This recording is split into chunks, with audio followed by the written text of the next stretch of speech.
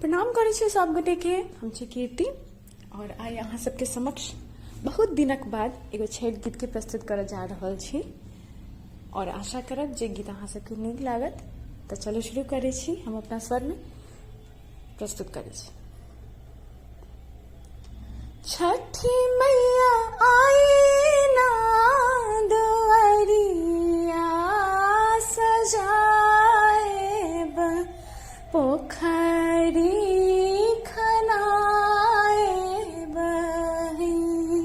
छठी मैया आई ना दुआरिया सजाएब, पोखरी खनाएब ही। छठी मैया आई ना दुआरिया सजाएब, पोखरी खनाएब ही। नारियर केलबा कसरबा चढ़ाइब, नारियर केलबा कसरबा चढ़ाइब।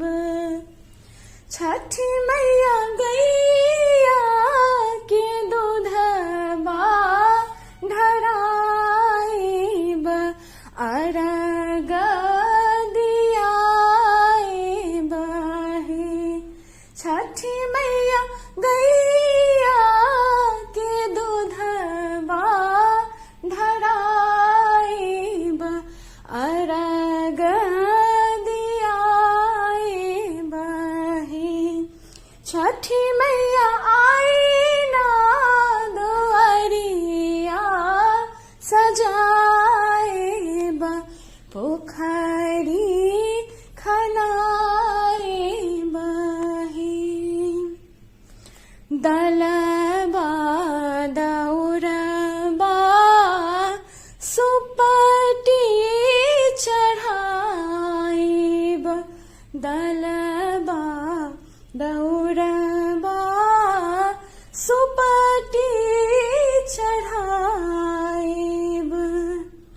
छठी मैया कलशा के दियरा जराइब, पियरी ओढ़ाइब है। छठी मैया कलशा के दियरा जराइब, पियरी ओढ़ाइब है।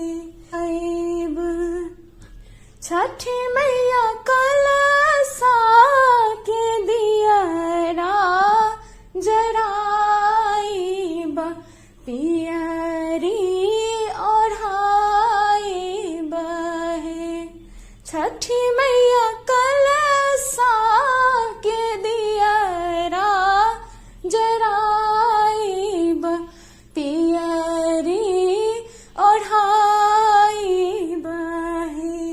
छठी मैया आई ना दुआरिया सजाइब, पोखरी खनाइब ही। निर्धन बा झिनी रो रो पुकारे, निर्धन बाझिनिया रो रो पुकारे। छठी मैया अनधान दीही, सुंदर पुत्र की गोदिया खिलाइब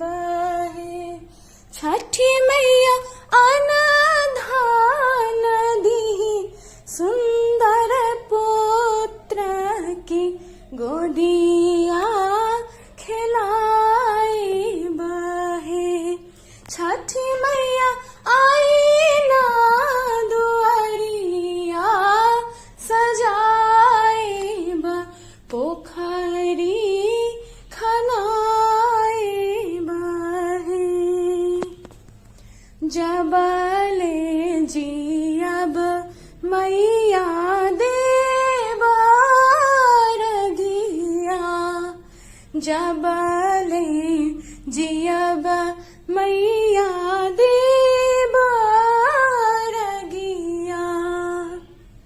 छठी मैया दीना शीस सकल परिवार जुड़ाए बहे। छठी मैया दीना शीस रे सकल परिवार जुड़ाए बहे। छठी मैया आई ना दुआरिया सजाए पोखर